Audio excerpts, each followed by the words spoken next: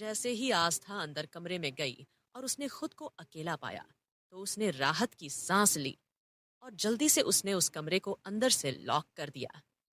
कमरे को लॉक करने के बाद सबसे पहले उसने अपने आप को घूंघट से आजाद किया और लंबी लंबी गहरी सांसें लेने लगी।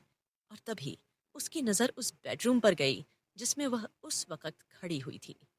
वह अच्छी तरह से चारों तरफ देख रही थी। वह बेडरूम ब्लैक एंड वाइट रंग का कॉम्बिनेशन था और वहाँ की सभी चीजें बेहद महंगी और इम्पोर्टेंट थीं। और बीचों बीच पड़ा हुआ एक किंग साइज का बड़ा सा बेड था।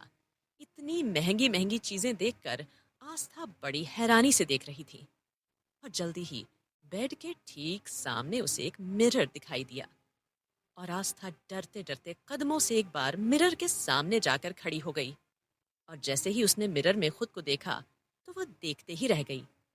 उसे ऐसा लगने लगा था मानो कि वह खुद को नहीं बल्कि किसी और को देख रही है। उसने देखा कि रोने की वजह से उसकी आंखें पूरी तरह से सूजी हुई थीं। उसका नाक तो एकदम टमाटर की तरह लाल हो गया था। हालांकि आस्था बड़ी खूबसूरत लग रही थी। कितनी ही देर तक वह खुद को मिरर में निहारती रही। तभी आस्था को इस बात का एहसास हुआ कि वह इस वक्त किसी के कमरे में है और इस वक्त वह अकेली है।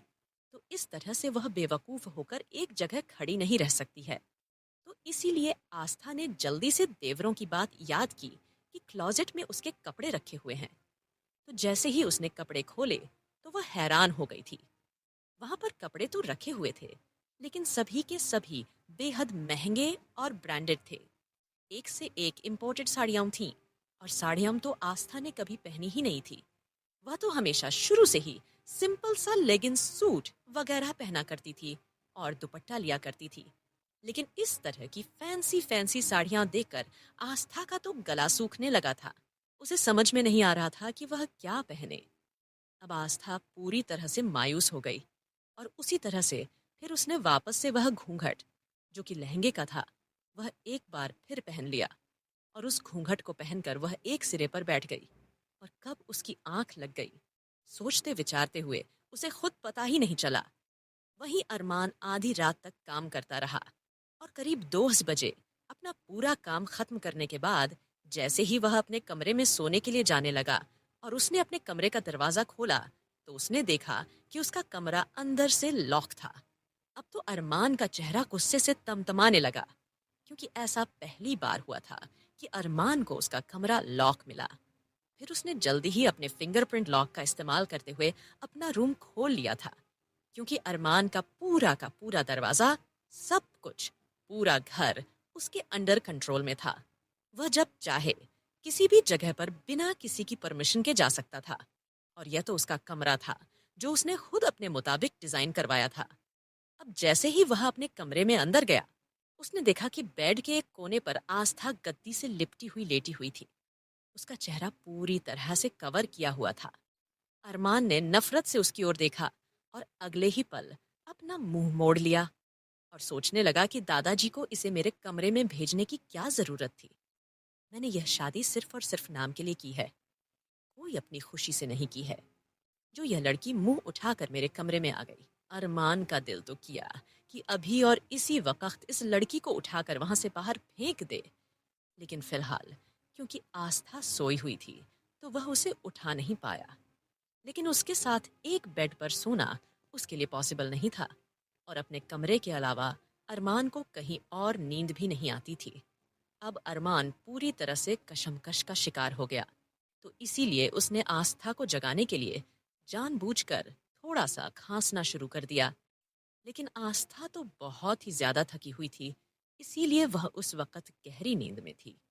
अरमान के खांसने की आवाज उसके कानों तक पहुंच नहीं रही थी। वह तो एकदम गहरी नींद में सोई हुई थी।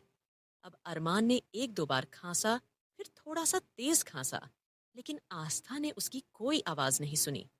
अब तो अरमान चिढ़ गया, क्योंकि अरमान काफी देर जगाने के लिए जो मेहनत कर रहा था, उसे भी नींद आ रही थी। अपने बेड पर कब्जा जमाए देख अरमान छिड़कर कहने लगा, सारी नींद यहीं आकर पूरी करेगी क्या? इसे मेरा खांसने की भी आवाज सुनाई नहीं दे रही है। अरमान कुछ कदम बढ़ाता हुआ जल्दी ही आस्था के साइड में पहुंच गया और टेबल पर रखे हुए कांच के गिलास पर उसने जोरों से अपना हाथ मार दिया। और गिलास जमीन पर गिरकर चकनाचूर हो गया। गिलास गिरने से तेज शोर भी हुआ, लेकिन फिर भी आस्था की आंख नहीं खुली। अब तो अरमान ने गुस्से से अपने ही माथे पर हाथ मार लिया, लेकिन अरमान को इस तरह किसी को झेलने की आदत नहीं थी। अरमान सोचने लगा, ये मैं क्या कर रहा हूँ? मैं इस लड़की को इतनी आसानी से क्यों उठा रहा हूँ? तब अचानक अरमान ने अपने पॉकेट के जेब में हाथ डाला और जल्दी ही एक गन उसके हाथों में थी और गुस्से में उसने उस बंदूक से आस्था के बेड से थोड़ी दूरी पर रखे एक वेस पर फायर कर दिया। अब जैसे ही आस्था के पास वेस में फायर हुआ, आस्था तुरंत उठकर बैठ गई और उसने जोरों से चीख मार दी और वह बहुत ही ज्यादा डर गई थी। अब इस तरह से गन चलने की आवाज के शोर से सुमित, आहान, ध्रुव, आकाश जो आपस में पार्टी कर रहे थे, वे सब घबरा गए। दादाजी जो कि सो चुके थे, उनकी आंखें खुल गईं और सभी के सभी दौड़ते हुए अरमान के कमरे में आए और अरमान के कमरे का दरवाजा जोर जोर से खटखटाने लगे। अरमान, जो कि आस्था को इस वक्त डांटना चाहता था कि वह कब से यहाँ पर उसे उठाने की कोशिश कर रहा है, लेकिन वह उठ नहीं रही है, वह उसे कुछ कहता। उसी वक्त बाहर दरवाजे पर दादाजी जोरों से खटखटाने लगे, अरमान को पुकारने लगे। दादाजी को कहीं ना कहीं यह लगा कि अरमान ने आस्था का चेहरा ना देख लिया हो और गुस्से में उसने प्रियंका की जगह आस्था को देखकर आस्था को गोली ना मार दी हो। कहीं ना कहीं यह सब सोचकर उन्हें डर लग रहा था। उन्होंने इस डर से दरवाजा जोरों से पीटना शुरू कर दिया। कहीं ना कहीं उन्हें डर भी लग रहा था। उन्हें अपने पोते के हर हरकतों के बारे में अच्छी तरह से पता था। वहीं उन चारों दोस्तों का रंग भी पूरी तरह से उड़ा हुआ था और सभी अंदर क्या हो रहा है इस बात को लेकर चिंतित थे। जल्दी ही अरमान ने दरवाजा खोल दिया और जैसे ही उसने दरवाजा खोला, सबसे पहले दादाजी अंदर गए और अरमान की ओर देखकर कहने लगे, क्या हो रहा है यहाँ? यह शॉट की आवाज कैसे आई? आखिर तूने ऐसा क्या किया है? तभी वह चारों भी अंदर गए और अंदर जाकर उन्होंने इधर उधर चारों तरफ अच्छी तरह से देखना शुरू किया, लेकिन आस्था तो बेड पर थी ही नहीं। अब तो दादाजी और बाकी सबके दिल जोरों से धड़कने लगे। कहीं ना कहीं उन्हें लगने लगा कि जरूर अरमान ने आस्था को ही गोली मार दी है।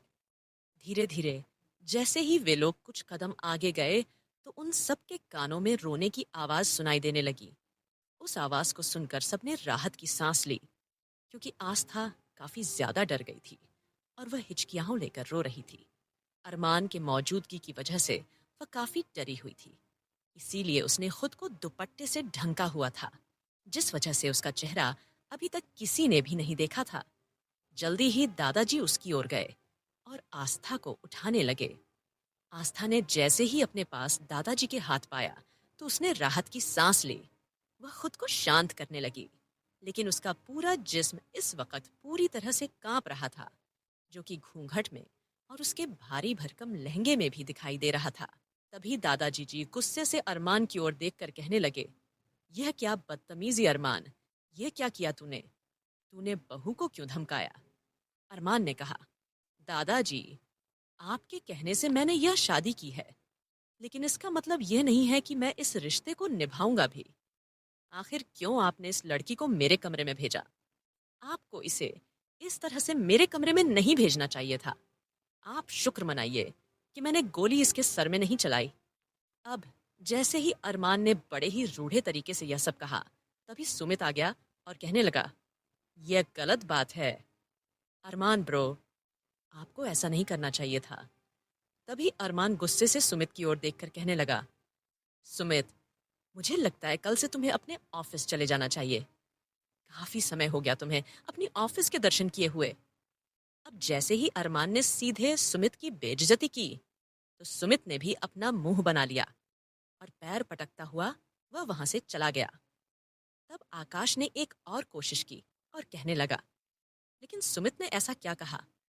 अरमान, तुम्हें इस तरह की हरकत भाभी के साथ नहीं करनी चाहिए थी।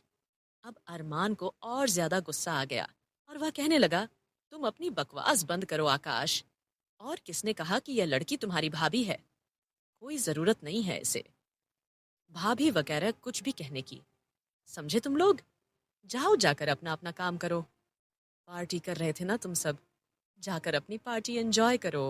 तभी ध्रुव हैरानी से सोचने लगा कि यह तो पार्टी में था भी नहीं, तो फिर इसे कैसे पता चला कि हम सब पार्टी कर रहे थे। फिलहाल ध्रुव ने आकाश और आहान से कहा, अब हमें यहाँ से चलना चाहिए। तभी दादाजी जी आस्था को लेकर वहां से जाने लगे और अरमान की ओर देखकर कहने लगे, मैं तुमसे इस बारे में बाद में बात करूंगा। ऐसा कहकर वे आस्था को जल्दी ही बाहर ले गए और उसे अब एक गेस्ट रूम में ले गए। आस्था को दिलासा देने लगे। अब तक आस्था काफी ज्यादा नॉर्मल हो गई थी। अब दादाजी ने आस्था की ओर देखकर कहा, बेटा, माफ करना। मैं जानता हूं कि तुम्हारे साथ बहुत नाइंसाफी हुई है, लेकिन उस वक्त हमारी भी मजबूरी थी और कोई रास्ता नहीं था इस सिचुएशन से निकलने का। इसीलिए हमने तुम्हें मजबूर करके अरमान से शादी करवाई, क्योंकि अगर हम ऐसा नहीं करते तो हमारे घर की इज्जत मिट्टी में मिल जाती, बेटा। और तब अरमान तो पूरी तरह से गुस्से में पागल हो उठता और वह तुम्हारी पूरी फैमिली को जान से मार देता। तुम नहीं जानती कि उसका गुस्सा कितना ज्यादा खतरनाक है। अब तक तुम्हें इस बात का अंदाजा तो अच्छी तरह से हो ही गया होगा कि तुम्हारे सिर्फ बेड पर लेटने की वजह से उसने तुम पर गोली चलाई। अब तुम सोच सकती हो कि बात जब उस इंसान की इज्जत पर आ जाती है तो वह किस हद तक गुस्से से पागल हो जाता है। इसीलिए सबकी भलाई के लिए हमने यह फैसला लिया। हम जानते हैं हमारे पोते का बर्ताव कैसा है और शायद पूरी तरह से गलत भी है, लेकिन हम चाहकर भी कुछ नहीं कर सकते हैं, क्योंकि हम उस वजह को जानते हैं जिस वजह से हमारा पोता ऐसा बन गया है। अब हमें सिर्फ और सिर्फ तुमसे ही उम्मीद है कि तुम उसकी हम सफर बनकर सब कुछ ठीक कर दोगी। एक औरत अपने प्यार से सब कुछ ठीक कर सकती है। हम चाहते हैं कि तुम अरमान को पूरी तरह से बदल दो। हम वादा करते हैं, यह आलोक सिंघानिया का वादा है। अगर तुम हमारे पोते में बदलाव ला देती हो और उसे अपने परिवार में रहना, हंसना बोलना, अपने साथ खुश रहना सिखा देती हो, तो हम तुमसे वादा करते हैं कि हम तुम्हारे डॉक्टर बनने की पढ़ाई पूरी करवाएंगे और अरमान के खिलाफ जाकर तुम्हारी हेल्प करेंगे। जैसे ही आस्था ने यह सुना, एक बार फिर उसकी आंखों में उम्मीद की चमक नजर आ गई, क्योंकि जब उसकी अरमान से शादी हुई थी तब वह पूरी तरह से टूट चुकी थी। उसके सारे सपने कहीं ना कहीं चकनाचूर हो चुके थे। आज के लिए इतना ही दोस्तों। आपको आज का चैप्टर कैसा लगा? प्लीज जरूर बताएं। अपने कीमती रिव्यू देना बिल्कुल ना भूलें। जैसे ही आस्था ने यह सुना, एक बार फिर उसकी आंखों में उम्मीद की चमक नजर आ गई, क्योंकि जब उसकी अरमान से शादी हुई थी तब वह पूरी तरह से टूट चुकी थी। उसके सारे सपने कहीं ना कहीं चकनाचूर हो चुके थे। लेकिन अब जैसे ही दादाजी ने यह कहा कि वे उसके डॉक्टर बनने में मदद करेंगे, तब आस्था को अच्छा लगा और उसने राहत की सांस ली। और फिर वह कहने लगी, ये आप क्या कह रहे हैं? आपको लगता है कि आप मेरी मदद कर पाएंगे? और आप मुझे वह काम दे रहे हैं दादाजी जो करना मेरे लिए नामुमकिन है। जिस पोते को आप सुधार नहीं पाए और थोड़ा बहुत बदलाव आप भी उसमें नहीं ला पाए, भला उसे मैं ऐसे कैसे सुधार सकती हूँ? तब दादाजी हल्की मुस्कुराहट के साथ आस्था के करीब गए और उसके सर पर हाथ रखकर कहा, हम अच्छी तरह से जानते हैं बेटी कि तुम्हारे कहने का मतलब क्या है, और शायद जो कुछ तुम कह रही हो बिल्कुल ठीक भी है, लेकिन हमारी मजबूरी है कि हम अपने पोते को ज्यादा कुछ नहीं कह सकते।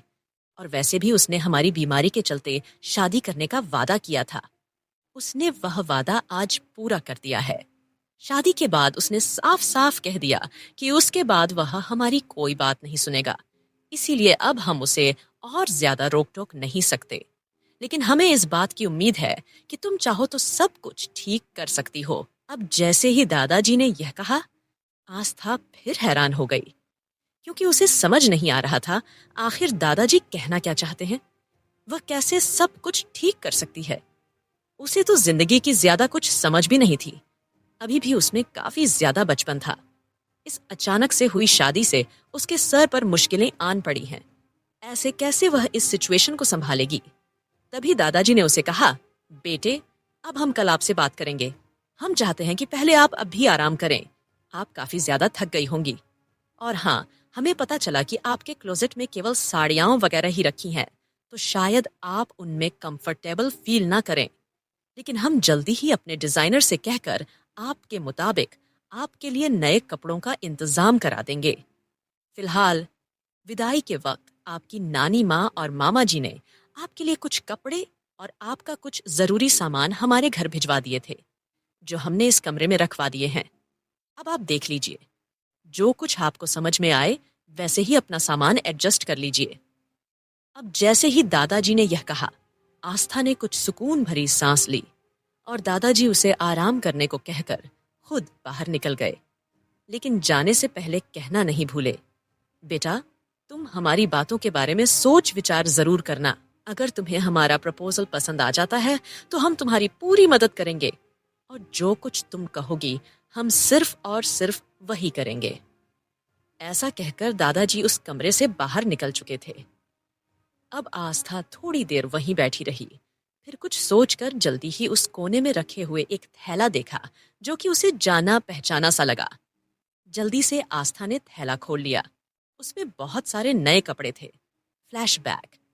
जब से आस्था ने अपने मामा की बेटी की शादी के बारे में सुना था, तब उसने अपनी नानी से जिद करके अपने लिए 3-4 नए कपड़े मंगवा लिए थे।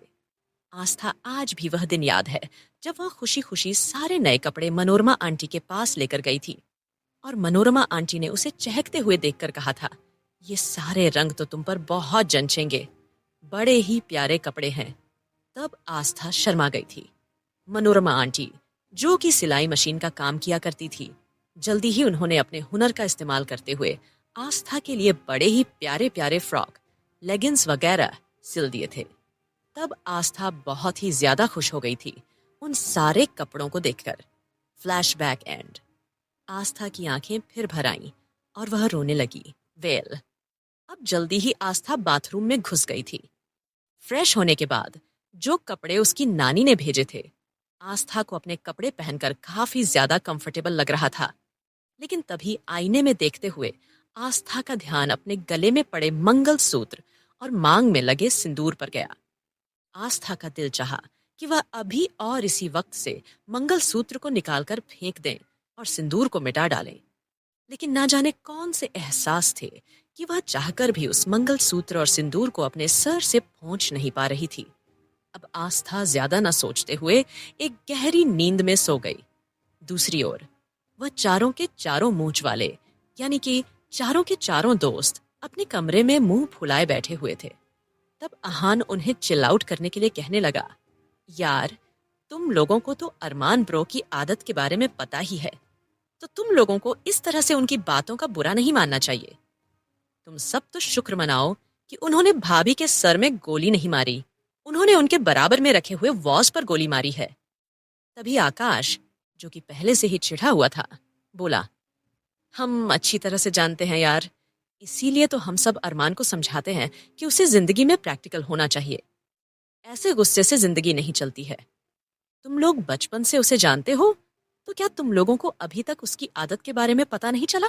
सुमित ने कहा, हम लोग यहाँ केवल 2-4 दिनों के लिए हैं, और वैसे भी तू तो अच्छी तरह से जानता है, हमारे काम ऐसे हैं कि हमें एक पल के लिए भी फुर्सत नहीं मिलती है।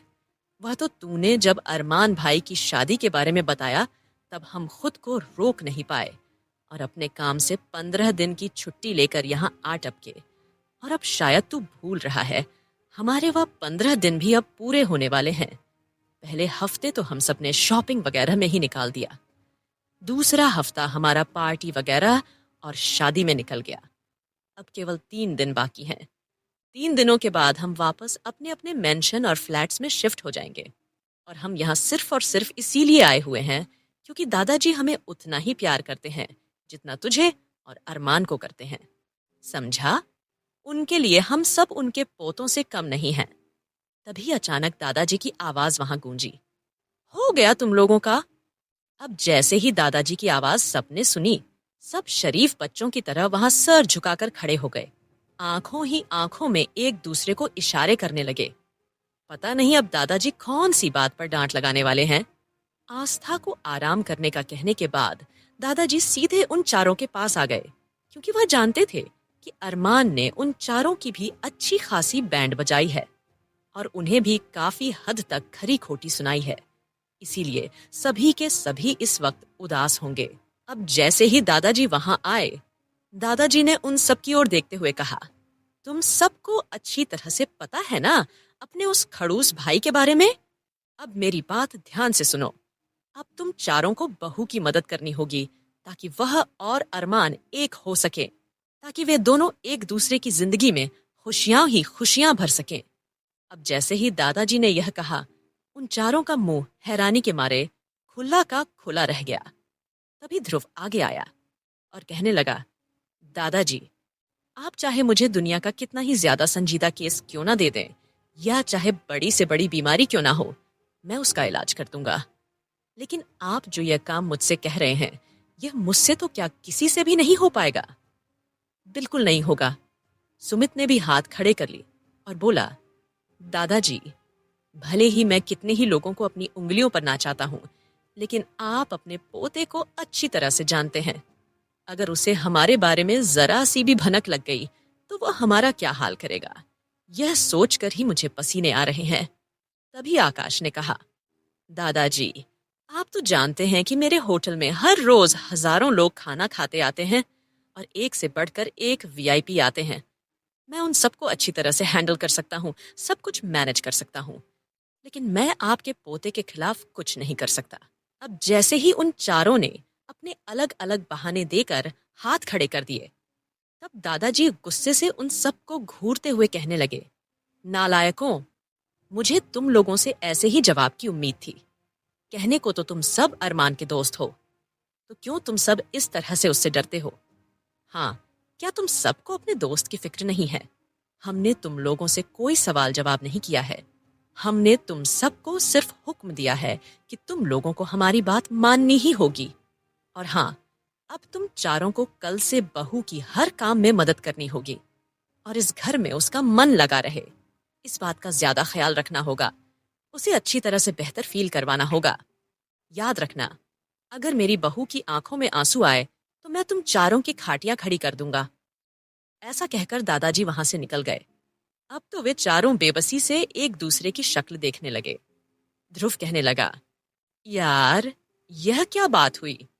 बीवी अरमान भाई की है और खुश हम सब रखें, ऐसे थोड़ी ना होता है यार। और वैसे भी अगर हम सब भाभी का ज्यादा ख्याल रखेंगे तो अरमान भाई को गुस्सा आ गया तो, और अपने गुस्से में उसने हमें उठाकर घर से बाहर फेंक दिया तो हम सब तो बेघर हो जाएंगे ना यार। ऐसा कहकर चारों एक दूसरे की शक्ल देखने लगे। तभी आहान ने कहा, भाई, सुबह होने में केवल 2 घंटे बाकी हैं। मुझे लग रहा है कि हमें फटाफट से जाकर थोड़ी देर आराम कर लेना चाहिए, वरना दादाजी हमें सुबह सुबह जल्दी उठा देंगे और उसके बाद उनके रूल रेगुलेशन हमें फॉलो करने होंगे। वरना आप सबको तो पता है ना, दादाजी को देर से उठने वाले लोग बिल्कुल भी पसंद नहीं हैं। अब जैसे ही आहान ने इस बात की याद दिलाई, सुमित जल्दी से अपने मुंह पर उबासी लेते हुए कहने लगा, अरे यार, यह तो मैं भूल ही गया। अच्छा हुआ तूने याद दिला दिया। और वैसे भी अगर मेरी नींद पूरी नहीं हुई तो मुझसे सुबह बिल्कुल नहीं उठ जाएगा और दादाजी की इस बार की कोई भी पनिशमेंट मैं नहीं झेल पाऊंगा। असल में जब भी कोई देर से उठता था तो दादाजी उन्हें खास तरह की पनिशमेंट देते थे। या तो उसे पूरे दिन घर घर का खाना बनाने की जिम्मेदारी देते थे, या पूरा दिन साफ सफाई की जिम्मेदारी उसकी होती थी। दादाजी सबको ऐसे काम देते थे जिसकी वजह से कोई भी अगली बार देरी से जगने के बारे में सोच भी नहीं सकता। वेल, अब चारों जल्दी उल्टा सीधा दौड़ते भागते कमरे में पहुंच चुके थे। वे चारों खासकर एक ही कमरे में रहा करते थे। अरमान उनसे हमेशा अलग रहा करता था। चारों एक ही जगह अलग अलग बेड लगाकर सोया करते थे और खूब देर तक मौज मस्ती करते हुए सोया करते थे। उन चारों को देखकर कोई नहीं कह सकता कि वे चारों अपने ही फील्ड के सबसे ज्यादा कामयाब नौजवान थे। जल्दी ही वे लोग भी एक दूसरे से घूंघरते हुए गहरी नींद में सो चुके थे। वहीं दूसरी ओर अरमान आस्था के अपने कमरे से जाने के बाद अपने बेड पर लेट चुका था। थोड़ी देर से आस्था ऑलरेडी बेड पर लेटी हुई थी, जिसकी वजह से उसकी खुशबू पूरी तरह से उस कमरे में महक रही थी। अरमान अब इस खुशबू से इरिटेट हो गया। जल्दी ही उसने बेडशीट उठाकर नीचे फेंक दी और जल्दी से नौकर को अपने कमरे की बेडशीट चेंज करने के लिए कहा। अरमान के घर पर 24 घंटे दिन और रात नौकर अवेलेबल रहते थे, लेकिन कोई फीमेल स्टाफ नहीं था। सारे कुल मिलाकर मेल स्टाफ ही हुआ करते थे, क्योंकि अरमान को फीमेल यानी कि लेडिज से बहुत ही ज्यादा नफरत थी। एक यही वजह थी कि वह कभी भी किसी से शादी नहीं करना चाहता था। लेकिन जिस दिन दादाजी ने अपने सीरियस बीमारी के बारे में बताया और साथ ही साथ अपनी आखिरी ख्वाहिश के बारे में अरमान से कहा, तो उस वक्त चाहकर भी अरमान मना नहीं कर पाया। लेकिन अब अरमान फिर इरिटेट हो चुका था, क्योंकि आस्था से शादी करने के बाद उसके दिल में एक अजीब सी बेचैनी होने लगी थी। उसे खुद कुछ नहीं पता कि आखिरकार उसके साथ क्या हो रहा है। जल्दी ही उसके कमरे की बेड शीट चेंज कर दी गई। उसे थोड़ा सा बेहतर फील हुआ और जल्दी ही वह गहरी नींद में सो चुका था। आज के लिए इतना ही। आगे की स्टोरी के लिए सुनते रहिए दोस्तों ऑब्सेस्ड हबी।